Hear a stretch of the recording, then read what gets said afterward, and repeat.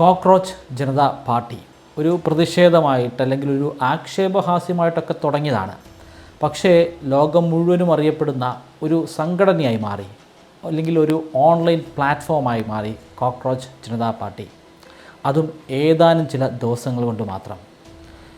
എന്തിനാണ് cockroach Janata party അല്ലെങ്കിൽ CJPയെ കേന്ദ്ര സർക്കാർ ഭയക്കുന്നത്? അവർ ഭയക്കുന്നുണ്ടോ? ഭയക്കുന്നുണ്ട്.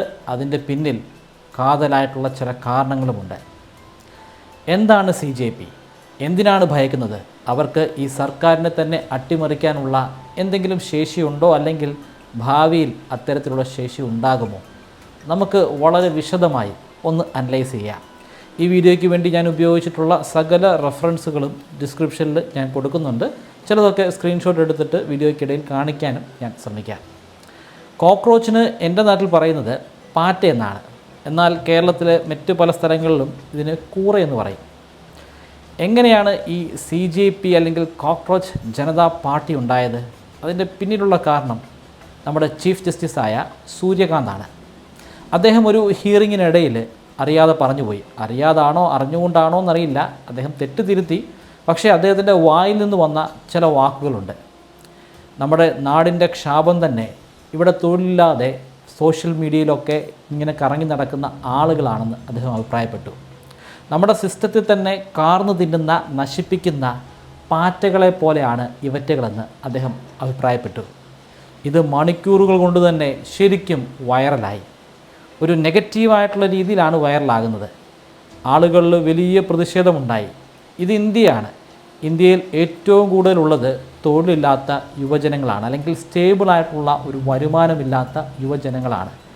അവർക്കൊക്കെ സ്വാഭാവികമായിട്ടും വലിയ രീതിയിലുള്ളൊരു ദേഷ്യം തന്നെ ചീഫ് ജസ്റ്റിസിനോട് തോന്നി. ഈ സമയത്താണ് കൃത്യമായിട്ടുള്ള ഒരു ഇടപെടലുണ്ടായത്. ഒരു പൊളിറ്റിക്കൽ കമ്മ്യൂണിക്കേഷൻ സ്ട്രാറ്റജിസ്റ്റായ അഭിജിത്ത് ദിപ്കയുടെ ഇടപെടലുണ്ടാകുന്നത്. ഇങ്ങനെയുള്ള കാര്യങ്ങൾ ശരിക്കും യൂട്ടിലൈസ് ചെയ്യാൻ പറ്റുന്ന ഒരു വ്യക്തിയാണ് അഭിജിത്ത് ദിപ്കെ. അദ്ദേഹത്തിന് പ്രീവിയസ് ആയിട്ടുള്ള ഹിസ്റ്ററി ഒന്നുണ്ട്. ആം ആദ്മിയുടെ ഒരു കമ്മ്യൂണിക്കേഷൻ സ്ട്രാറ്റജിസ്റ്റ് ആയിരുന്നു അദ്ദേഹം. 2020 ഡൽഹിയിൽ നടന്ന ഇലക്ഷനിൽ ഇദ്ദേഹം പ്രധാനപ്പെട്ട ഒരു പങ്ക് വഹിച്ചിരുന്നു. അതിൻ്റെ കൂടി ഒരു പിൻബലത്തിലാണ് അന്ന് കെജ്രിവാളിന് അധികാരം പിടിച്ചെടുക്കാൻ സാധിച്ചത്. അദ്ദേഹം സോഷ്യൽ മീഡിയയിലൂടെ യുവാക്കളുടെ ഭാഷയിൽ പൊളിറ്റിക്സിന് ഒരു നരേഷൻ കൊടുക്കുന്നതിൽ ബഹുകേമനാണ്. അദ്ദേഹമാണ് കോക്രോച്ച് ജനതാ പാർട്ടിയുടെ സ്ഥാപകൻ. അങ്ങനൊരു പാർട്ടി ഓൺലൈനിലൂടെ പ്രഖ്യാപിച്ചതിന് ശേഷം 5 മാനിഫെസ്റ്റോ പോയിന്റുകൾ കൂടി പറഞ്ഞു.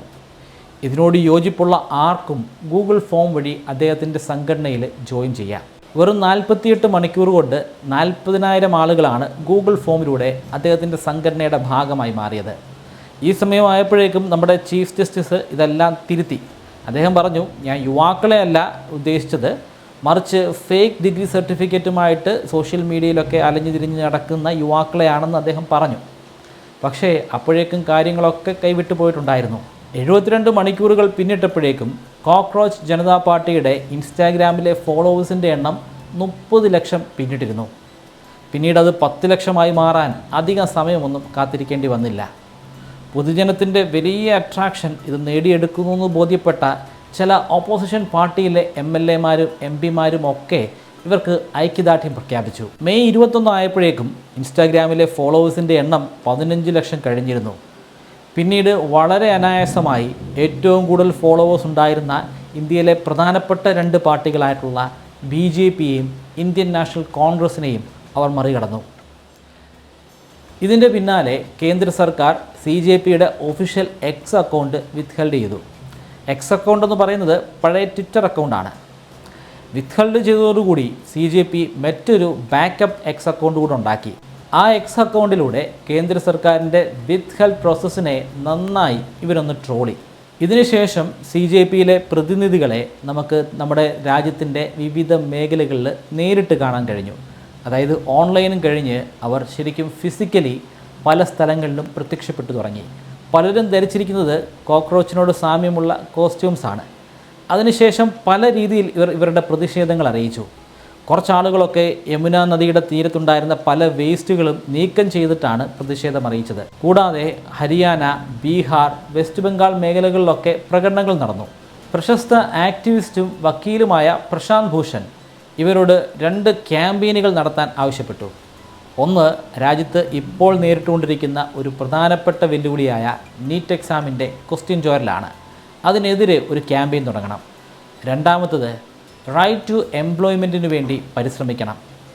എല്ലാ ആളുകൾക്കും, എല്ലാ യുവാക്കൾക്കും തൊഴിൽ ഒരു അവകാശമായിട്ട് മാറ്റിയെടുക്കുന്ന നിയമം ഉണ്ടാകണം.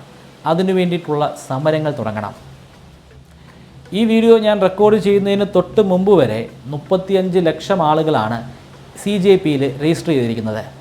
അതുകൂടാതെ ഇവരുടെ ഇൻസ്റ്റാഗ്രാമിലെ മൊത്തം ഫോളോവേഴ്സിൻ്റെ എണ്ണം 21 ലക്ഷം പിന്നിട്ടിരിക്കുന്നു. പക്ഷേ ഇപ്പോൾ നിങ്ങൾ ഇൻസ്റ്റാഗ്രാമിൽ CJP സെർച്ച് ചെയ്ത് കഴിഞ്ഞാൽ അവരുടെ ഒഫീഷ്യൽ ഇൻസ്റ്റാഗ്രാം പേജ് കാണാൻ കഴിയില്ല. അതിൻ്റെ അർത്ഥം അത് ഡിലീറ്റ് ചെയ്ത് കളഞ്ഞു എന്നല്ല. ഇപ്പോൾ താൽക്കാലികമായിട്ട് അത് ഇൻസ്റ്റാഗ്രാം ലോക്ക് ചെയ്തിരിക്കുകയാണ്. ഇതിനെക്കുറിച്ചുള്ള വെളിപ്പെടുത്തൽ വന്നിരിക്കുന്നത് അഭിജിത്തിൻ്റെ ഭാഗത്തു നിന്ന് തന്നെയാണ്. അദ്ദേഹം ഒരു സ്ക്രീൻഷോട്ട് തന്നെ പ്രചരിപ്പിച്ചിട്ടുണ്ട്. ആ സ്ക്രീൻഷോട്ടിൽ ഇൻസ്റ്റാഗ്രാം പറയുന്നത്, നിങ്ങളുടെ സുരക്ഷയ്ക്ക് വേണ്ടി താൽക്കാലികമായിട്ട് ഇത് ലോക്ക് ചെയ്തിരിക്കുകയാണ്. നിങ്ങളുടെ ഐഡൻറ്റിറ്റി വെരിഫൈ ചെയ്തതിന് ശേഷം വീണ്ടും പഴയപടി ഇൻസ്റ്റാഗ്രാം അക്കൗണ്ട് പ്രവർത്തിക്കുന്നതാണ്. ഇൻസ്റ്റാഗ്രാം അക്കൗണ്ടും എക്സ് അക്കൗണ്ടും പോയതോടുകൂടി അഭിജിത്തിന് അദ്ദേഹത്തെ ഫോളോ ചെയ്യുന്ന ആളുകളോട് നിർദ്ദേശങ്ങൾ കൊടുക്കാൻ പറ്റാത്തൊരവസ്ഥയിലാണ്. അതുകൊണ്ട് തന്നെയാണ് അദ്ദേഹം രണ്ടാമതായിട്ട് മറ്റൊരു ഇൻസ്റ്റാഗ്രാം അക്കൗണ്ട് കൂടെ തുടങ്ങിയത്. പക്ഷേ ആ അക്കൗണ്ട് ഇൻസ്റ്റാഗ്രാം പൂർണ്ണമായിട്ടും ഡിലീറ്റ് ചെയ്ത് കളഞ്ഞു. ഇതിനു പുറമെ അഭിജിത്തിൻ്റെ പേഴ്സണൽ എക്സ് അക്കൗണ്ട് ആരോ ഹാക്ക് ചെയ്തു. അതുകൊണ്ട് തന്നെ അദ്ദേഹത്തിന് അതിലൊന്ന് ലോഗിൻ ചെയ്യാൻ പോലും സാധിക്കുന്നില്ല. കേന്ദ്ര സർക്കാർ ശരിക്കും എന്തിനാണ് കോക്രോച്ച് ജനതാ പാർട്ടിയെ പേടിക്കുന്നത്? അങ്ങനെ പേടിക്കേണ്ട ആവശ്യമുണ്ടോ? ഇത് പെട്ടെന്ന് മുളച്ചു വന്ന ഒരു കൂണ് പോലെയല്ലേ? ഇതിനധികം ആയുസ്സുണ്ടോ? നമുക്ക് ഭാവി ഒന്നും പറയാൻ സാധിക്കില്ല. കാരണം ഇത് ഡിജിറ്റൽ പ്ലാറ്റ്ഫോമിൻ്റെ കാലഘട്ടമാണ്. ഇനി വരാൻ പോകുന്ന തലമുറകളൊക്കെ ആ ഡിജിറ്റൽ പ്ലാറ്റ്ഫോമിലൂടെ തന്നെ വളർന്നു വരുന്നവരാണ്. ഡിജിറ്റൽ പ്ലാറ്റ്ഫോമിലൂടെ ഉണ്ടാകുന്ന ഒരു യൂണിറ്റിയെ നമുക്ക് അവഗണിക്കാൻ സാധിക്കില്ല. മുമ്പ് നേപ്പാൾ അവരുടെ രാജ്യത്ത് സോഷ്യൽ മീഡിയ നിരോധിക്കുന്നതിനെക്കുറിച്ച് ചിന്തിച്ചപ്പോൾ തന്നെ വലിയ രീതിയിലുള്ള പ്രതിഷേധങ്ങളാണ് ഉണ്ടായത്. അത് ഒരു വലിയ കലാപമായിട്ട് പോലും മാറി. സോഷ്യൽ മീഡിയയിലൂടെ ഉണ്ടാകുന്ന പ്രതിഷേധങ്ങൾ അത്തരത്തിൽ വലിയ കലാപങ്ങളാകാനുള്ള സാധ്യതയുണ്ട്. എന്നാൽ അതിനെ നിയന്ത്രിക്കാൻ നേതാവുണ്ടായിരിക്കണം, അല്ലെങ്കിൽ നേതാക്കന്മാരുണ്ടായിരിക്കണം. കാരണം പെട്ടെന്നൊരു സുപ്രഭാതത്തിൽ വളർന്നു പന്തലിക്കുന്ന ഒരു യൂണിയൻ, ആ യൂണിയൻ എങ്ങനെ പ്രതികരിക്കുമെന്ന് നമുക്ക് പറയാൻ സാധിക്കില്ല. കാരണം അതിന് കൃത്യമായിട്ടുള്ള ഒരു സ്ട്രക്ചർ ഒന്നുമില്ല. അങ്ങനെ ഈ പാർട്ടിയുടെ ഭാഗമായി വന്ന ആളുകൾക്ക് ഒരുപാട് റീസൺസ് ഉണ്ട്. ഒരുപക്ഷെ അവർ ആം ആദ്മിയിൽപ്പെട്ടിട്ടുള്ള ആളുകളായിരിക്കാം, അല്ലെങ്കിൽ കോൺഗ്രസിൻ്റെ അനുഭാവികളായിരിക്കാം. അതുമല്ലെങ്കിൽ അവർക്ക് BJPയോട് അല്ലെങ്കിൽ കേന്ദ്ര സർക്കാരിനോട് പ്രത്യേകമായിട്ടുള്ള എന്തെങ്കിലും വൈരാഗ്യമുള്ളവരായിരിക്കാം. അങ്ങനെ പല തരക്കാർ ഇത്തരത്തിൽ യോജിക്കും. അവർ ചേർന്നുണ്ടാകുന്ന പ്രതിഷേധങ്ങളെ നിയന്ത്രിക്കാൻ അവിടെ ഒരു സ്ട്രക്ചേർഡ് ഓർഗനൈസേഷൻ ഇല്ലെങ്കിൽ അതൊരു പക്ഷേ ഒരു വലിയ കലാപമായിട്ട് മാറാം. നേപ്പാൾ സംഭവിച്ച പോലൊരവസ്ഥ ഇന്ത്യയിലും ഉണ്ടാകാം. പക്ഷേ നേപ്പാളിനേക്കാൾ കുറച്ചുകൂടെ ശക്തമായിട്ടുള്ള ഒരു ഭരണഘടനയും നീതി വ്യവസ്ഥയുമുള്ള രാജ്യമായതുകൊണ്ട് തന്നെ നമുക്കതിനെ പിടിച്ചു നിർത്താൻ സാധിക്കും. പക്ഷേ കലാപം ഉണ്ടാവാനുള്ള സാധ്യത നമുക്ക് അവഗണിച്ച് കളയാൻ സാധിക്കില്ല. ഓപ്പോസിഷൻ പാർട്ടികളും അതിലെ നേതാക്കന്മാരും ഒക്കെ കോക്രോച്ച് ജനതാ പാർട്ടിയെ പുകഴ്ത്തി പറയുമ്പോൾ അവരെ ഇകഴ്ത്തി കാണിക്കുന്ന കേന്ദ്ര സർക്കാരിൻ്റെ അല്ലെങ്കിൽ BJPയുടെ ഭാഗമായിട്ടുള്ള ആളുകളുമുണ്ട്. BJPയുടെ യുവമോർച്ചയിലെ ഒരു പ്രധാന നേതാവായ തജീന്ദർ ബേഗ പറഞ്ഞത്, ഇത് ശരിക്കും ഇന്ത്യയുടെ ജനതാ പാർട്ടിയല്ല, മറിച്ച് പാകിസ്ഥാൻ്റെ ജനതാ പാർട്ടിയാണെന്നാണ്. CJP എന്ന് പറയുന്നത് പാകിസ്ഥാനാണ്. കാരണം ഇതിൽ മൊത്തം അംഗത്വം എടുത്തിരിക്കുന്നതിൽ 77% ആളുകളും പാകിസ്ഥാനികളാണെന്ന് അദ്ദേഹം പറയുന്നു. അതിന് തെളിവായി അദ്ദേഹം കാണിക്കുന്നത് ഒരു തേർഡ് പാർട്ടി ആപ്പിൻ്റെ സ്ക്രീൻഷോട്ടാണ്. അതനുസരിച്ച് 77% ആളുകൾ പാകിസ്ഥാനികളാണ്, 14% ആളുകൾ ബംഗ്ലാദേശികളാണ്, 14% ആളുകൾ അമേരിക്കക്കാരാണ്. ബാക്കി അവശേഷിക്കുന്ന ചുരുക്കം ചിലർ മാത്രമാണ് ഇന്ത്യക്കാർ. പക്ഷേ ഇതൊരു തേർഡ് പാർട്ടി സ്ക്രീൻഷോട്ട് മാത്രമാണ്. പെട്ടെന്ന് ഒരു ഇൻസ്റ്റാഗ്രാം പേജ് വൈറലാവുകയാണെങ്കിൽ, അല്ലെങ്കിൽ ഏതാനും ദിവസങ്ങൾ കൊണ്ട് ലക്ഷക്കണക്കിന് ആളുകൾ ഫോളോ ചെയ്യുകയാണെങ്കിൽ ഒരു തേർഡ് പാർട്ടിക്കും അതിനെ ശരിക്കും ട്രാക്ക് ചെയ്യാൻ സാധിക്കില്ല. ഇതിന് തൊട്ടു പിന്നാലെ അഭിജിത്ത് ഇൻസ്റ്റാഗ്രാമിൻ്റെ ഒഫീഷ്യൽ സ്ക്രീൻഷോട്ടുമായിട്ട് വന്നു. അദ്ദേഹത്തിൻ്റെ പേജിൽ ഫോളോ ചെയ്യുന്ന ആളുകൾ 94% ഇന്ത്യക്കാർ തന്നെയാണ്. കോക്രോച്ച് ജനതാ പാർട്ടിയിൽ ജോയിൻ ചെയ്തിട്ടുള്ള ആളുകൾ ബാംഗ്ലൂരിൽ സമാധാനപരമായിട്ട് ഒരു മനുഷ്യച്ചങ്ങല ഉണ്ടാക്കാൻ ഉള്ള ഒരു ശ്രമം ഉണ്ടായിരുന്നു. പക്ഷേ അത് പരാജയപ്പെട്ടു. കാരണം ബംഗളൂരു പോലീസ് അതിന് അനുമതി കൊടുത്തില്ല. ഇതിൽ പ്രതിഷേധിച്ച് നാളെ, അതായത് മെയ് മാസം 24-ാം തീയതി അവർ ബംഗളൂരു ടൗൺ ഹാളിൽ ഒരു പ്രൊട്ടസ്റ്റ് നടത്തുന്നുണ്ട്. CJP ഉണ്ടായിട്ട് ഏതാനും ചില ദിവസങ്ങൾ മാത്രമേ പിന്നിട്ടിട്ടുള്ളൂ. ഇതിനിടയിൽ ബീഹാറിൽ വരാൻ പോകുന്ന ബങ്കിപ്പൂർ ബൈ ഇലക്ഷനിൽ മത്സരിക്കുന്നതിനെക്കുറിച്ചുള്ള ചർച്ച പോലും ഇപ്പോൾ തുടങ്ങിക്കഴിഞ്ഞു. കേന്ദ്ര സർക്കാർ എന്തിനാണിപ്പോൾ CJPയുടെ എക്സ് അക്കൗണ്ട് വിത്ത്ഹെൽഡ് ചെയ്തിരിക്കുന്നത്? അതിൻ്റെ പിന്നിലുള്ള കാരണം ഇൻ്റലിജൻസ് ബ്യൂറോയുടെ ഒരു റിപ്പോർട്ടാണ്. ആ റിപ്പോർട്ട് അനുസരിച്ച് ഈ എക്സ് അക്കൗണ്ടിൻ്റെ വളർച്ച ഭാവിയിൽ ഒരു നാഷണൽ സെക്യൂരിറ്റി ത്രെട്ടായിട്ട് മാറും. അത് ഒഴിവാക്കാൻ വേണ്ടിയിട്ടാണ് ഇപ്പോൾ വിത്ത്ഹെൽഡ് ചെയ്തിരിക്കുന്നത്. അത് പൂർണ്ണമായിട്ടും ഡിലീറ്റ് ചെയ്തിട്ടില്ല. ഇതിനിടയിൽ അഭിജിത്തിൻ്റെ പല പഴയ കാര്യങ്ങളും കുത്തിപ്പൊക്കുന്നുണ്ട് BJPയുമായി ബന്ധപ്പെട്ടിട്ടുള്ള പ്രവർത്തകർ. അവർ പറയുന്നത് ഇയാൾക്ക് പാകിസ്ഥാനുമായിട്ട് വലിയ കണക്ഷൻ ഉണ്ടെന്നാണ്. അതിൻ്റെ തെളിവായിട്ട് കാണിക്കുന്നത് 2019 ഒരു സംഭവമാണ്. 2019 ജമ്മു കാശ്മീരിൻ്റെ പ്രത്യേക അധികാരങ്ങൾ റദ്ദ് ചെയ്യുന്നതിൻ്റെ ഭാഗമായി ആർട്ടിക്കിൾ 370 നീക്കം ചെയ്തത്.